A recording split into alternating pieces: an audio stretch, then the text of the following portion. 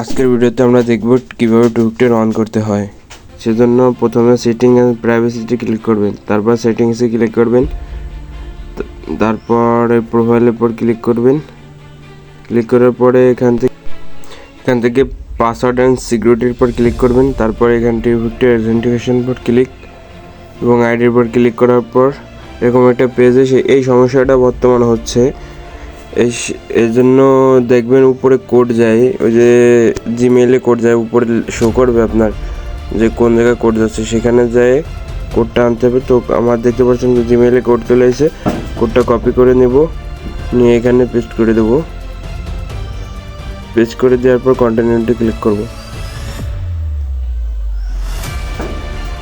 কন্টিনিউতে ক্লিক করার পরে এই যে দেখছেন এই পেজটা ওপেন হয়ে গেছে। তারপর এখানে SMS হোয়াটসঅ্যাপ ওই দ্বিতীয় অপশনে এসে কনফার্মে ক্লিক করবেন।